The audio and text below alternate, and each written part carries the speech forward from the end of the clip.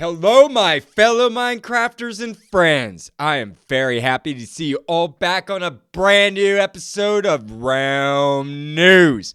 Today, we have an intriguing episode that hails from the deep past in Minecraft history. In fact, it is a precursor game to Minecraft itself, made by Notch or Markus Persson, the founder of Minecraft. I am talking about the 2001 game called Legends of the Chambered, or Chambered for short, or the acronym LOC. And I will be using probably all three of those titles today in today's episode. But before I go any further, allow me to introduce myself. I am the host of Realm News, the Dark Lord. The one who puts the real in Realm and expands your mind one block at a time. I want to take you on a journey in the next couple of episodes, not in order, but I will be getting around to making a complete series that kind of fall into the same category of these pre-sequels. A journey of inspiration and evolution. I want to show you what Notch was working on in the games he was playing that helped lead him to creating our beloved game of Minecraft. I think it is important to explore this in order to see how the most popular game on Earth today was formed. Today, the real and realm segments of the show are combined once again. I have done this in the past month or so, or the past few episodes, I should say. And I'll tell you all about because the reason I do that is because this is Minecraft. Notch made it, the real life Notch. So it is the real and realm is already combined here. So I'm talking about the living history of Minecraft. So that's why it's just kind of no need for those segments in this. Moving on. I will tell you all about the oldest precursor to Minecraft that Notch made called Legends of the Chambered, and how it impacted Minecraft. And trust me, it had a profound impact on Minecraft. So, when you are ready, let's jump back to the year 2001, to the very first version of Legends of the Chambered. But, right after pull time.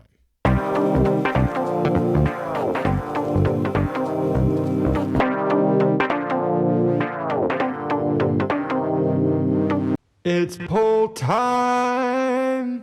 My friends, welcome to Poll Time. This is where we hear directly from the Minecraft community themselves. I ask a weekly question and then attach a poll to it on my subreddit accounts and other Minecraft subreddits. These polls are not always, if hardly anymore, correlated to the topic of the show. I like it that way. Honestly, I feel like I get to cover two subjects in one episode, and I think it helps break it up. Write in and let me know if you like this format. I will go ahead and read off by verbatim what I posted to the community. Quote, "Hello, my friends. I have another poll question for you. Do you have beehives? Personally, I have several in several different areas in my world. I am trying to amass a nice centralized beehive area, but have failed to do so. I have one placed in a wooded area not far from my city of Limnos, Bjorn's Bee Farm, as it's called. There, I have around 6 hives. I had few more before a creeper attack destroyed a few. I find that I use bees in their honeycombs primarily for candle production. I do not use bottled honey, nor honeycomb blocks at all, although I do understand the benefits of drinking honey. I wonder, do you have beehives in your world? If so, leave me a comment. I'd love to hear what you manufacture the most by using bees." End quote. Yes, actually I was at Bjorn's Bee Farm just yesterday trying to expand it with more hives. I built 2 more and I tried to breed more bees, but they were not coming out. So I abandoned it and I went back to my new lands that I'm colonizing. Now, let's read off those results. We had a total of 32 votes on this particular question this week.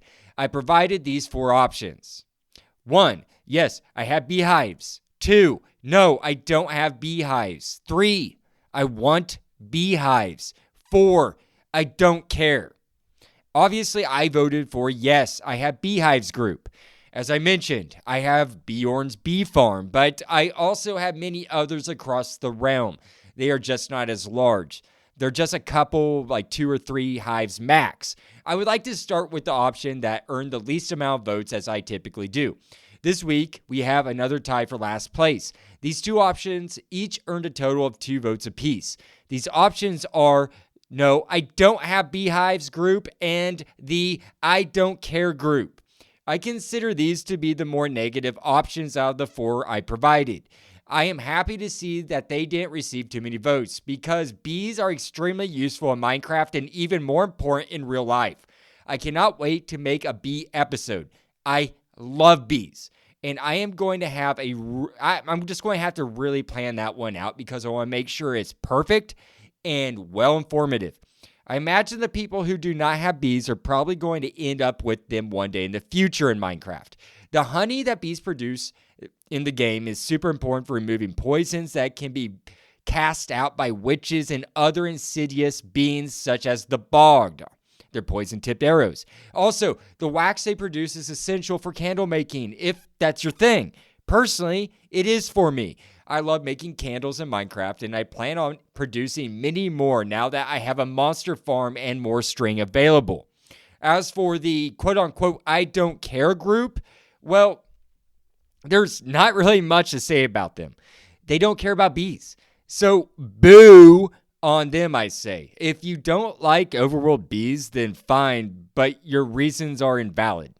Now, let's move on to I'm just being serious. Like, the bees aren't doing any harm to you. If you don't like them, then that's your own personal problem. So I say boo on you. Now, let's move on to the second place option that earned a total of 9 votes, and that is I want bees group. I find this to be fantastic news. It just shows that people are planning on obtaining them. I think bees bring such a positive vibe to any village or community that you have in your world. Their presence is just very calming. The humming sounds and pollen particles emitting off their bodies as they buzz around just really makes one feel at ease. Just don't accidentally swat one. Otherwise, you will feel their wrath. And as I've mentioned, they are great for wax production and honey. The winner of this week's poll is the Yes, I Have Beehives group.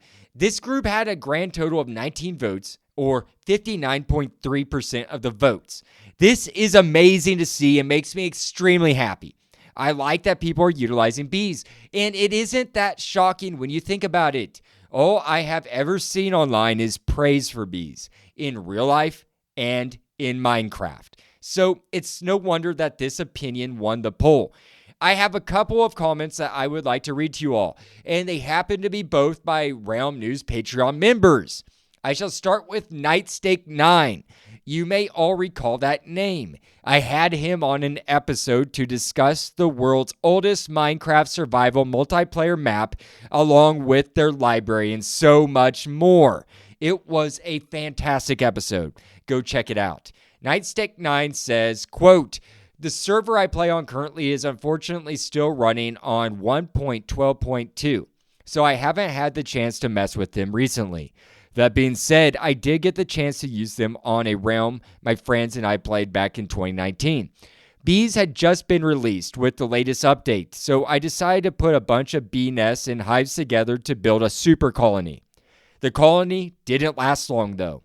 I had to blow it up because the bees were lagging up the area and attacking people." End quote.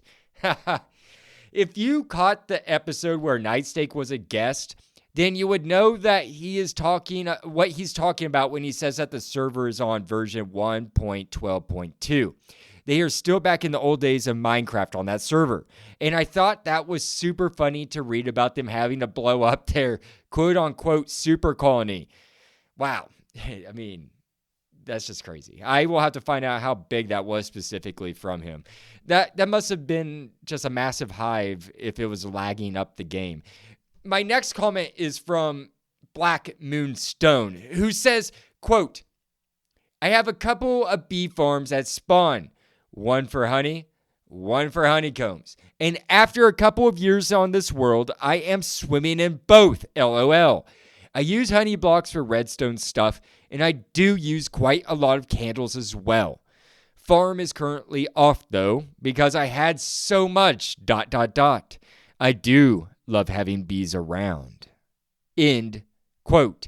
Nice. I love how you have them right there at your spawning point. That sounds quite convenient. I have a couple that are not of use in my Sea-Town capital city, which is not far from my spawn point, but they aren't really of use. They're just abandoned. I've read about using honey with redstone contraptions as well, but I have not yet done so. I have to expand my knowledge of redstone further before I start using honey with it. I do love candles though. Like I said already, I like to put them in my personal houses. I think villagers should have candles naturally spawn in their homes. It doesn't make sense that they don't have candlelight. That's just a personal thought though, and I went off tangent there, but that's something I've been thinking of. Black Moonstone and Night Steak, as always, thank you for those great comments, and I look forward to reading more of yours in future episodes. With that said, folks, that concludes Poll Time for this week. It is now time to move on to the main portion of the show, the Minecraft precursor, Legend of the Chambered.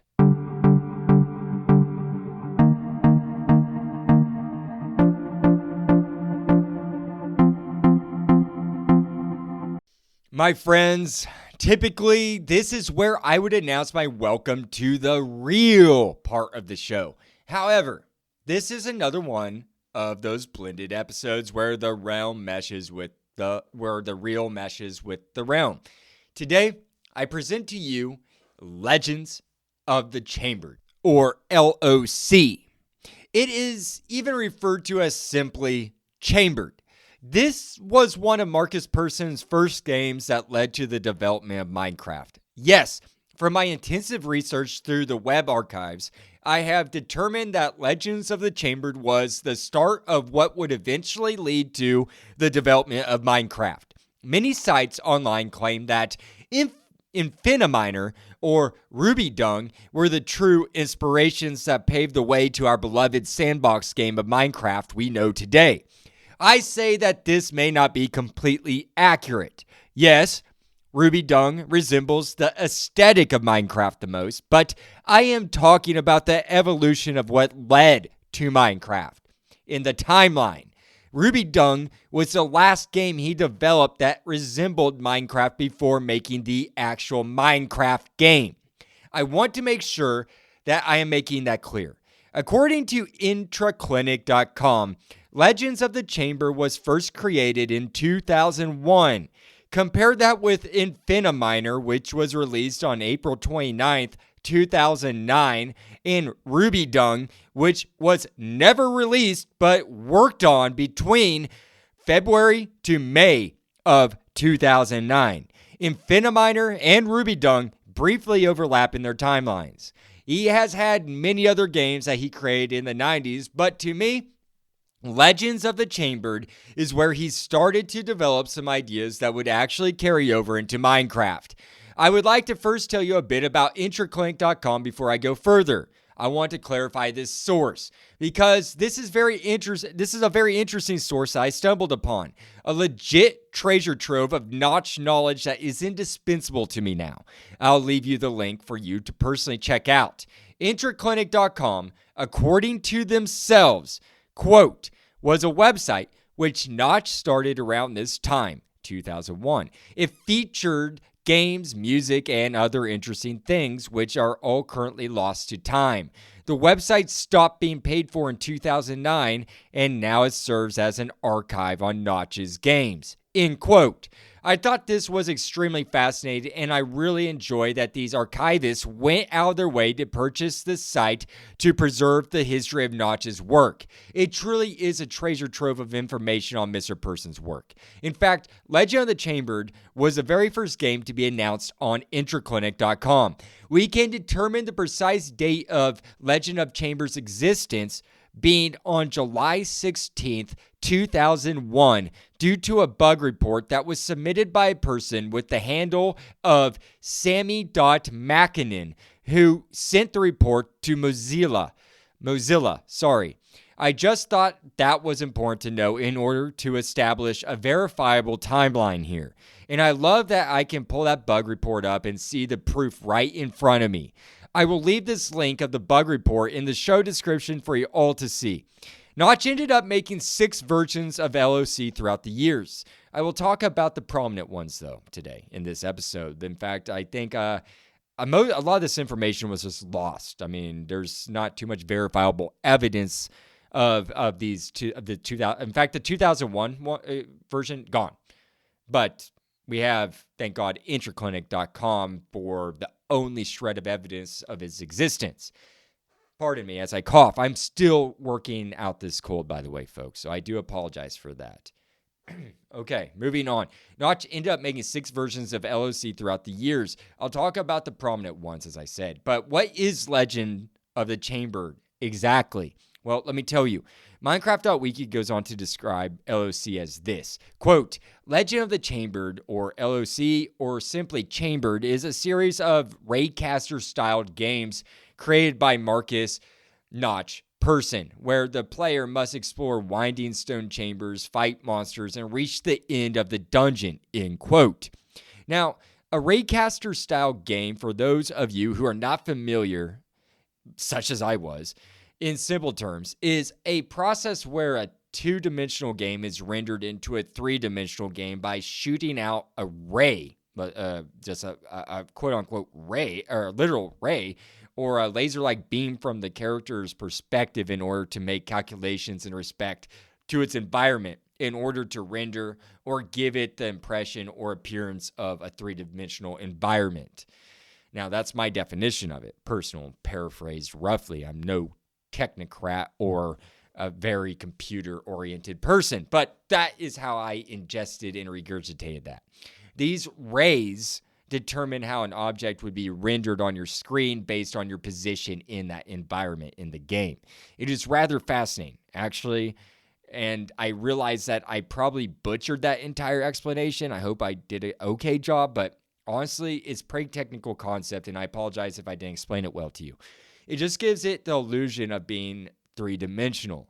It's an early days of 3D video games. It wasn't until computers became capable of something called, quote-unquote, ray tracing, that is when 3-dimensional gaming became even more advanced and refined at making 3-dimensional environments.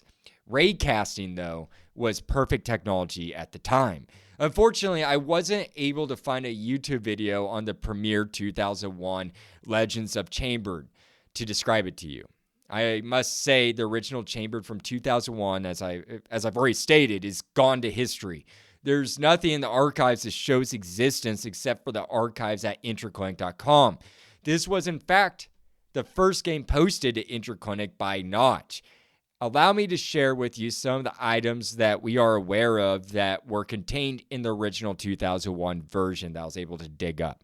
I'll read the items, and then it's provide description from the minecraft.wiki source. Here, let me begin. Healing potion. Heals a selected character from the party. Next is the back sack, and it allows other items to be stored inside itself. Next is arrow. It's unknown, presumably used for long-range attacks. Then a quiver, which allows arrows to be stored inside itself. And then the Staff of Creation, which allows the creation and modification of items. And that's all there is that I could dig up. There could be more items that were in the game, but not listed here. It's just gone in history now. Notch knows. If I ever get him on the show, Notch, if you're listening, Markus Persson, or if you know him, tell him that the Dark Lord would like him to come on to Realm News. Please extend the invite on my behalf. I thought it was fascinating to hear about these few items, though, such as the health potion, which is a rather generic type of item in video games. I mean, it is a super common video game trope. Next, the backsack, on the other hand, or backpack as it's called in America, is a very hot topic in Minecraft community today. I have heard many people say they want backpacks added to vanilla. However, I do not know how that would be a benefit now that we have the luxury of crafting bundles for additional storage. Maybe it would be like a double chest type situation or has a larger storage capacity compared to bundles. Perhaps you could store swords, pickaxes, and other tools in the backpack that aren't allowed in bundles. I honestly like the idea of it. Make it much more robust compared to the bundle. Next, we all know what the arrow is used for. It's a ranged item for attacking mobs at distance, like we use in Minecraft. I don't have to really explain much there. However, something that is not in Minecraft vanilla, but should be, in my opinion, is the quiver. Yes, Mojang, please give us the ability to make quivers. I beg you.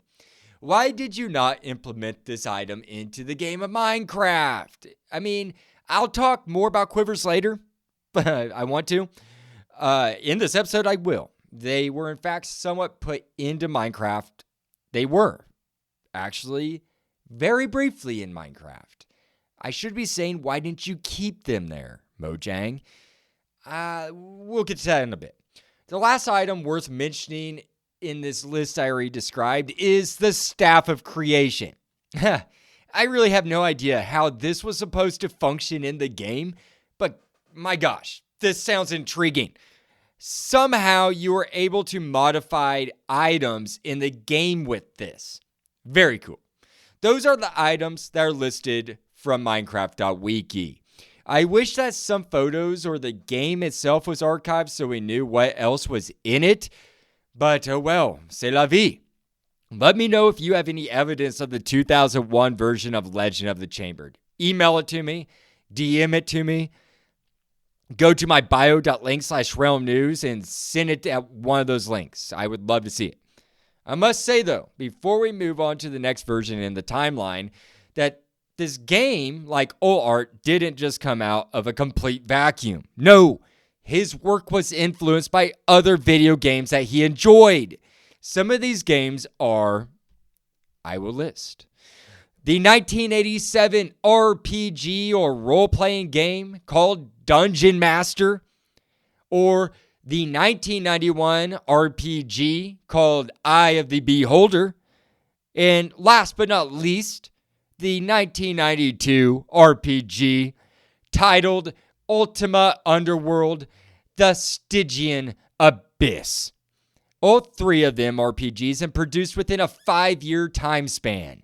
This must have been a really captivating time for Mr. Markus Persson, or Little Notch, who would have been 8 years old when Dungeon Master was released. Or that is according to my math. I hope Wikipedia is accurate about him being born in 1979. Let me describe an image of what I saw about Dungeon Master online. An image that shows a gray, gravelly floor, gray brick walls, and a ceiling with some gravel texture as a floor. In the scene are these tree-looking creatures that have brown trunks with roots and vibrant green tops with holes that resemble alien broccoli. This image looks much like a scene from the next version of LOC I am going to talk about. I can see the inspiration here. Truly, I can, folks. Those alien tree things I just described are technically called screamers in the game Dungeon Master. Those screamers look similar to LOC's trees, in my opinion. I thought that was just rather interesting to look at and to describe to you. I'd like to now move on to the next Legends of the Chambered in our timeline today. And it is much further in the timeline from 2001.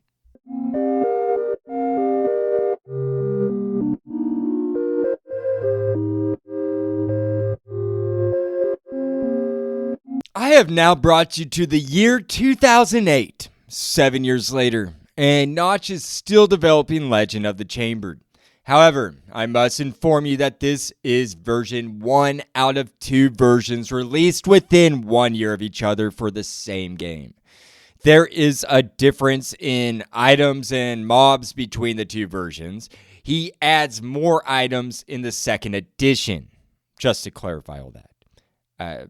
Just to sum that back up, he made 2 versions, one starting in 2008, one 2009, a year later. There are plenty of photos and footage of it online. I watched some YouTube videos of people playing it, and it instantly flooded me with nostalgia and brought me back to that era of gaming. Allow me to tell you what the beginning of this game looks like. When you start the game in LOC version 1, you are immediately immersed in a poorly lit dungeon with a brown, pebbly dirt floor and roof. The walls are composed of an iron gray rectangular stones that are jointed between each other. Etched into one of the stones on the right side of the screen are the words, quote unquote, welcome. I don't know what would be welcoming about this spooky atmosphere, but we'll find out.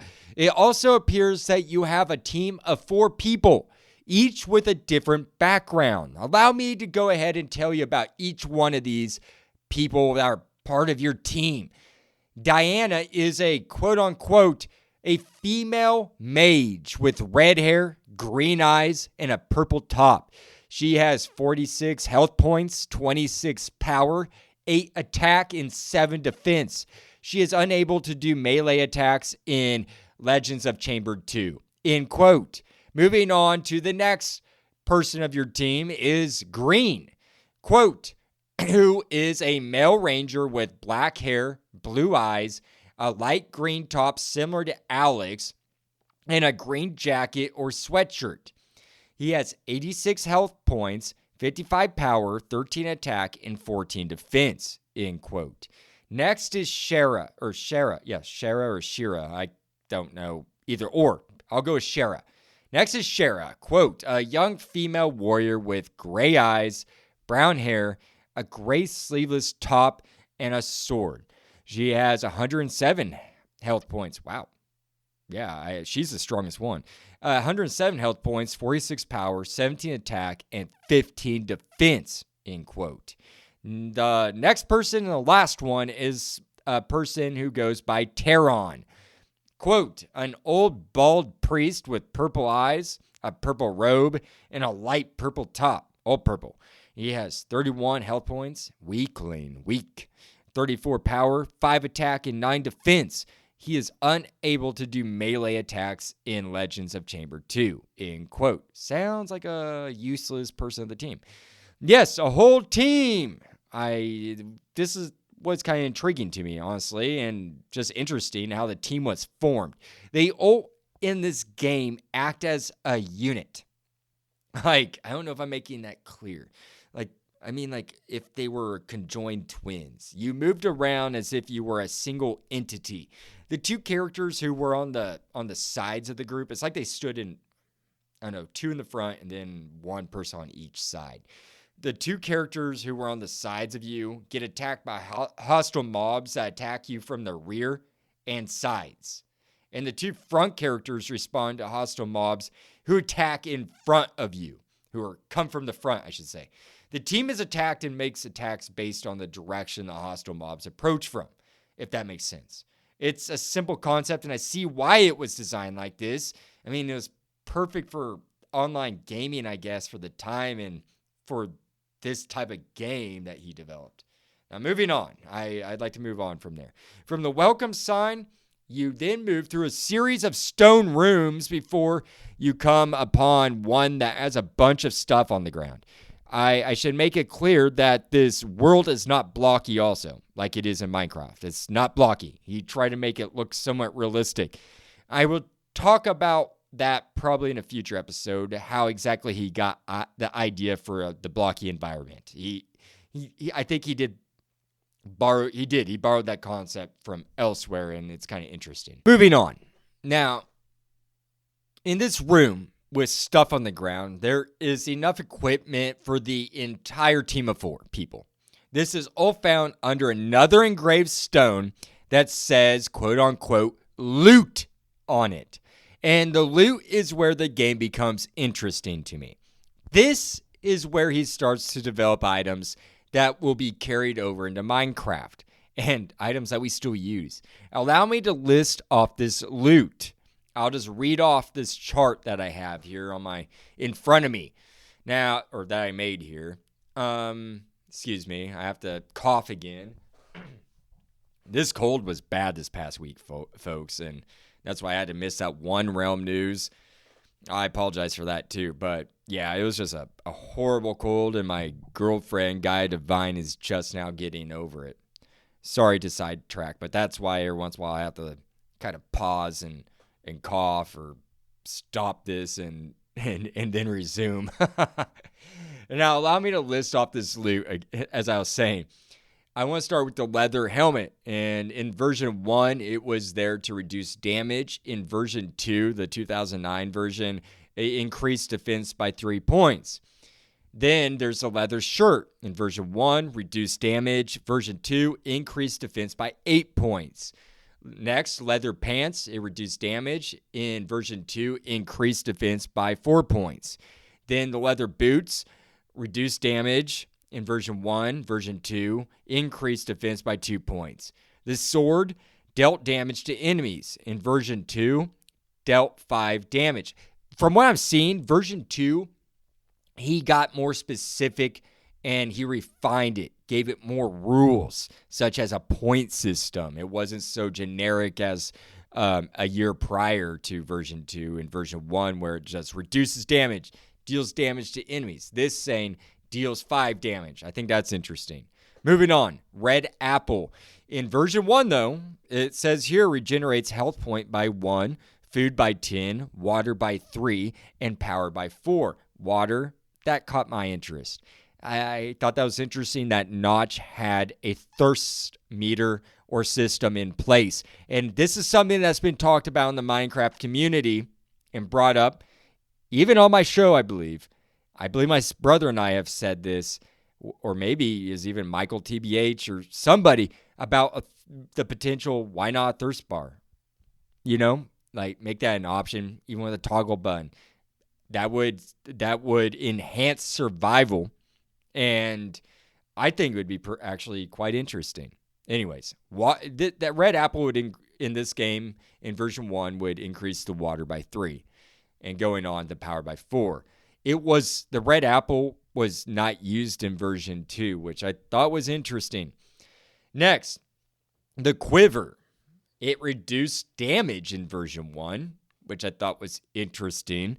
And in version 2, increases defense by 0. So it didn't do anything in version 2, except for, I think, hold your arrows. Now, next is the iron shield, which, of course, reduced damage in version 1. In version 2, it increased the defense by 5 points. The next one, which I love hearing about this, is the gold amulet. In version 1, it reduced damage.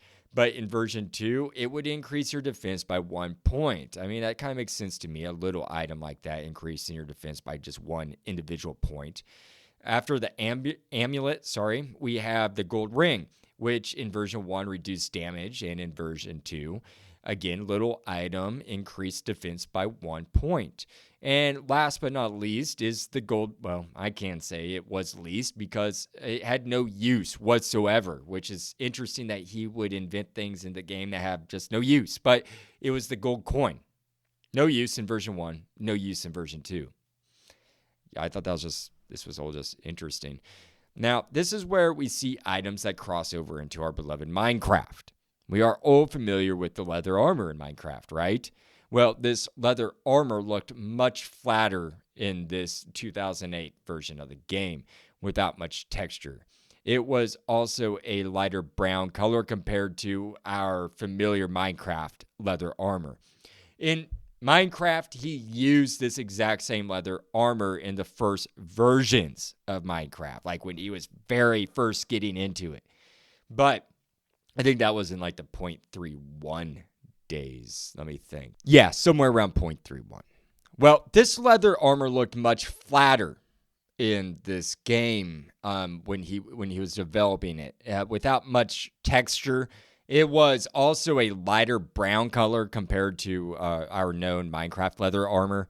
In Minecraft, he uses exact same leather armor in the very first versions of the game, but back then it was referred to as cloth. And then he made a separate set of studded armor. However, in LOC, the leather armor was used for the same purposes, to reduce damage from hostile mobs. What I'm saying is, when he carried this over from LOC, this set of leather armor. When he brought it over to Minecraft, it was considered cloth. And then he developed a separate set called studded leather armor in Minecraft. Very interesting. Very interesting. Along with the armor, we see another familiar object that can also be found in Minecraft to this day, which is the apple. The apple in Legend of the Chamber was used as an ingestible item that will restore your health by 1, as I said, your food bar by 10, thirst meter by 3, as we discussed, and the power by 4. In Minecraft Vanilla today, the apple restores 4 hunger ham shanks and 2.5 saturation points. The health benefits may have changed, but its purpose is still to nourish you. Next, we have the shield, which is pretty common in games. After the shield, we have the quiver. The quiver, I find just to be a very cool item to have. I truly wish that Mojang would have kept that in the game or put it back in. Jeb has already made a statement online saying a flat out no to that. This was a response to a question posted by an anonymous user who asked on Rocket or Talk this question. Quote, do you or Notch have any plans on adding quivers into Minecraft? Perhaps they could hold 128 arrows, or arrows can only be shot through a bow if they are held in the quiver. End quote. I ask, why no? It makes no sense, and it seems like Jeb was fast to say no and firm on it, as if this has already been asked a million times to him. Arrows belong somewhere, not just to be pulled out of the pocket, in my opinion. The quiver had a very short existence in Java Edition 0.31. It only lasted for a matter of days. In fact, it was put in the game on December 31st, 2009, and pulled out of it on January 10th, 2010. I would like to now move on to the 3 other items that never made it into Minecraft. The amulet, ring, and the gold coin. After seeing that amulet in LOC, I immediately was asking myself why he didn't give us this option in Minecraft along with the ring. I really think that having these 2 additional items, these wearable items, would have enhanced Minecraft even further. I could only imagine all the different types of amulets and rings that you could implement into this game to give more variety to our attire. It would be really neat to be able to dress your character up in such a fashion, adorned with rings and necklaces. I mean, don't you think so? Imagine all the enchantments you could place between those 2 items. The gold coins are just for show in LOC, it appears, and I can see why. They don't fit into the overworld's motif either. I can see why he didn't carry the gold coin from LOC over to Minecraft. I just wanted to make a statement on that because I'm going through the list of items here. I would like to now talk about additional armor that Notch added into 2009 version 2 of the revamped, upgraded Legend of the Chamber that came out on May 3rd, 2009.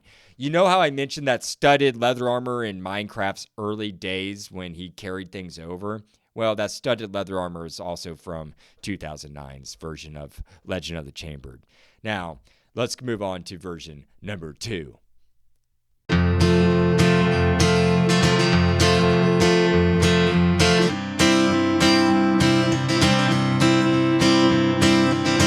I also forgot that there's an iron-looking sword that is in Legend of the Chamber version 1 in 2008 and in the 2009 version 2. Sorry, I forgot to tell you that.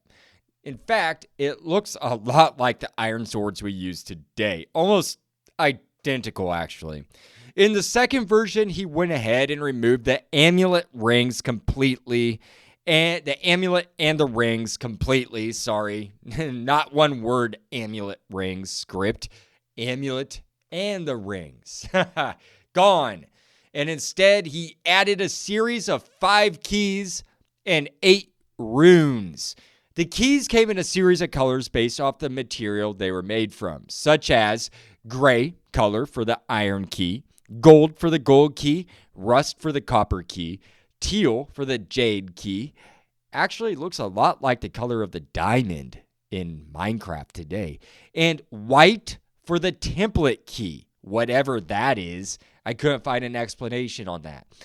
According to Wiki, the keys had no use. It seems like they were developed for a purpose but then abandoned. It's postulated that their intentions were to be used on a corresponding lock. Gold key unlocks gold lock.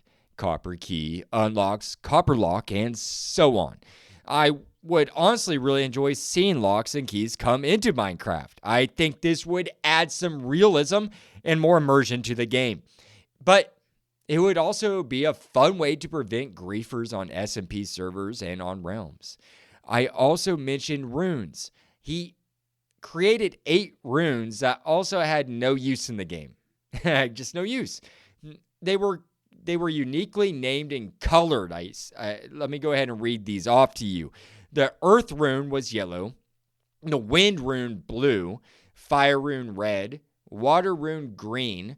Holy rune white. Unholy rune black, space rune purple, time rune magenta. These runes are round, each of a different color, and they each had a letter on them. Earth had a capital E, fire a capital F, and so on. I wonder why these never actually were assigned a use. The runes and the keys both sound like really fun additions to the game. I just don't understand why he didn't give them a purpose. My thoughts on that matter is that he was shifting gears and on the verge of creating Minecraft.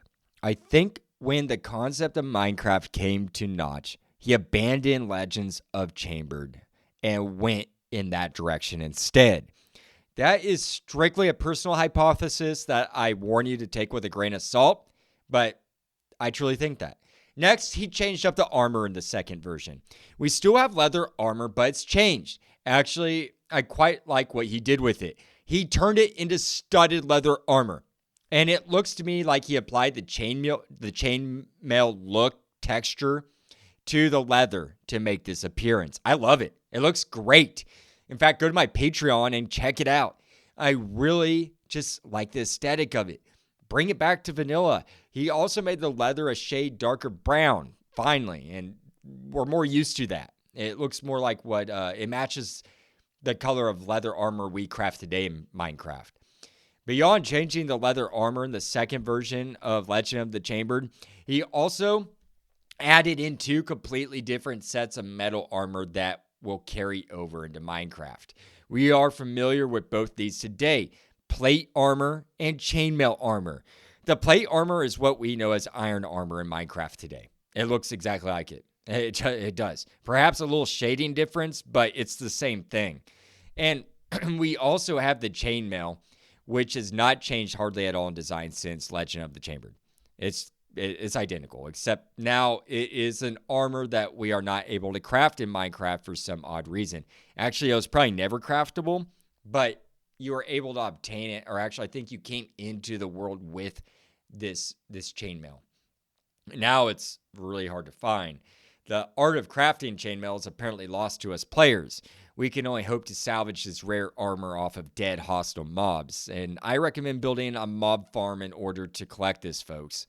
Since we are discussing inventory items and how Notch preserved most of these from Legend of Chambered by placing them in Minecraft, I must tell you that even the inventory user interface, like, you know, the inventory that you're familiar with on hand, is borrowed from Legend of the Chambered. It was just modified a bit to fit Minecraft's aesthetic when it first came into existence. Minecraft, the game. I thought that was interesting. Now, I would like to move on to the mobs that can be found in these versions of Legend of the Chambered.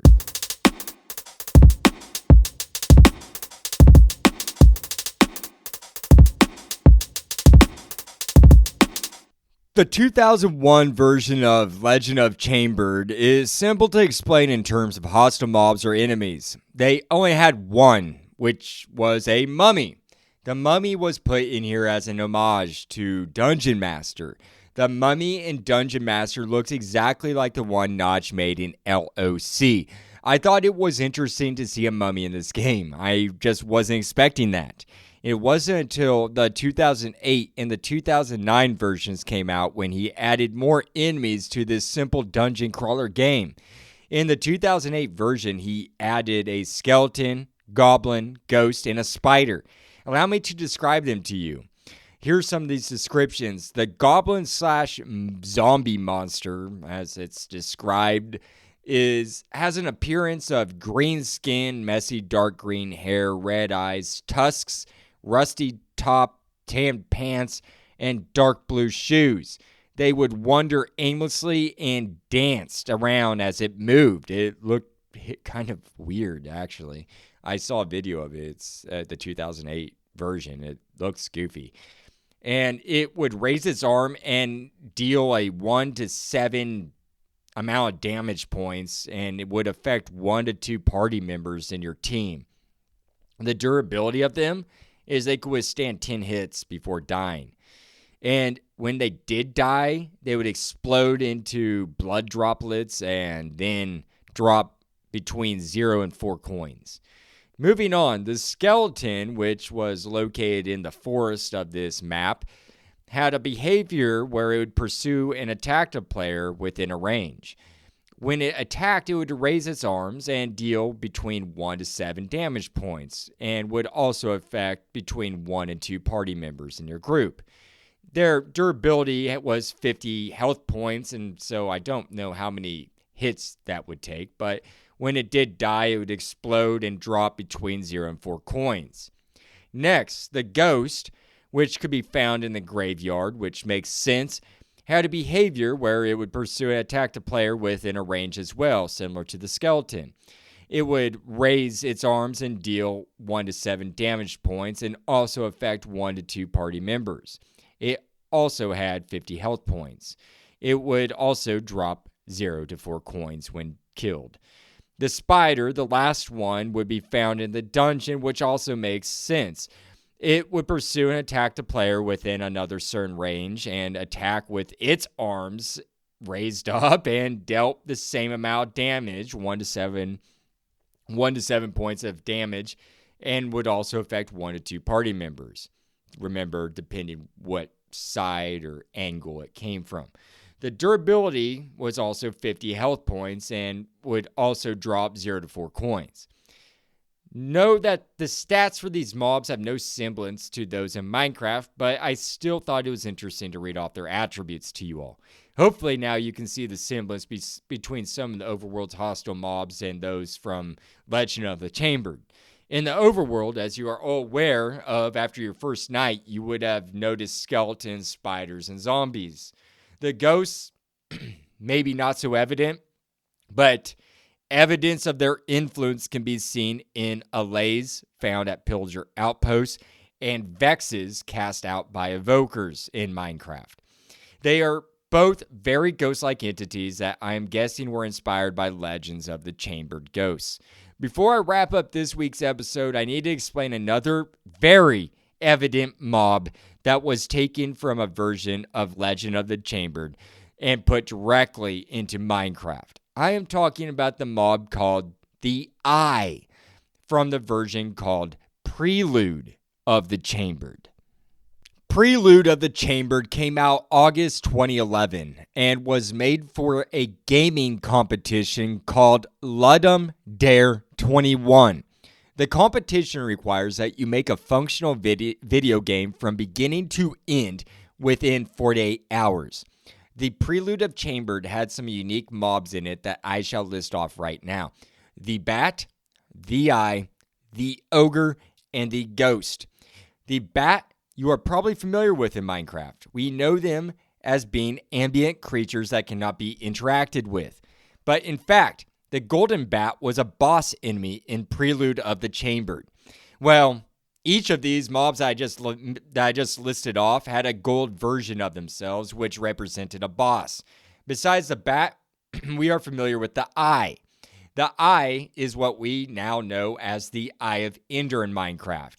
And it looks almost identical to the Eye in Prelude of the Chambered. The colors are just a bit different. I thought it was intriguing to look at the dates and see when the Eye was made and compare that to the Eye of the Ender. The eye from Prelude of the Chambered, as I said, was made in August 2011. Well, the Eye of Ender was put into Minecraft 1 month later, on October 6, 2011. I would safely say that this Eye of Ender was directly taken from Prelude of the Chambered. I found it all to be extremely fascinating, just how a game that young Markus Persson started to work on in 2001 influenced and still does today influence how we interact and play with Minecraft. From zombies that existentially threaten our digital players' lives daily in the overworld, to spiders trying to bite us with their fangs, all the way to the Eye of Ender that we use to go to the end dimension and make ender chests out of. These all have been borrowed from a game that was first developed 24 years ago. I loved seeing the pure evidence, especially seen in the weapons, mobs, armor, and in the apple. It was incredible to see the evolution of the armor. Who would have known that it all came from a long bygone era? I hope that you all found the pre-Minecraft game, Legend of the Chambered, to be as interesting as I did. I hope that you all understand why I consider this game to be the first and foremost inspiration to Minecraft out of all of his games that he developed. All things derive from something else, and that is perfectly demonstrated here. With that said, I have nothing further to contribute to today's topic. I do plan on eventually covering his other predecessor games that came shortly after the last Legend of the Chambered. I look forward to making that and sharing it all with you soon. I will let you know when I do. I wish you all happy crafting, and I'll look forward to seeing you at the next Realm News.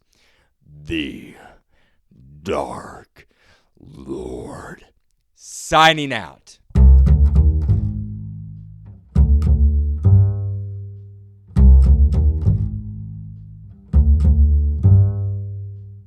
Hello, Realm News fans. I just want to pop back in here and just tell you how much I appreciate you for listening to this show. It means the world to me you tune in every week to listen to me, the Dark Lord, the one who puts the real in realm and expands your mind one block at a time. I'm honored to be your host and to be able to deliver you weekly original Minecraft content with Realm News Flash and Realm News on Tuesdays and Thursdays. If you enjoy the show, I would love it if you would tell your friends about it and tell them to follow it. Hit that like button and leave a comment. I know that on Spotify you can leave comments on individual episodes. Same on Good Pods. I'm not sure about all the other podcast player platforms out there, but I appreciate feedback. So please comment. If you can't comment wherever you listen to Realm News, then you can by following Realm News at either it's Twitter, now X, or Blue Sky. Actually, go to Blue Sky. Don't support Elon Musk. Find me at Blue Sky. Join my Reddit. Email me. It's all found at bio.link/Realm News. All lowercase. Again, bio.link/Realm News. There, you become a Realm News Patreon member. Sign up and support the show. If you love this show, please support it. Become a Patreon member. That helps sustain this show. It does. The people subscribe to this helps keep this show running, folks. I don't make money through advertisers. That's why you are interrupted by annoying ads. The people that monetarily support this and hit the like button and comment and interact with this show are keeping it going. So sign up today. Tell your friends about it if you love this content that I provide to you. The guests that I reach out to, such as Christopher Zetterstrand, the college, the universities that I get on here, the people with the fantastic Minecraft minds and reputations that I pull into this show, take a lot of energy, folks. I work 2 other jobs, so support it. Become a Patreon member. With that said, I wish you all happy crafting, and I look forward to talking to you at the next Realm News. The Dark Lord. Signing out.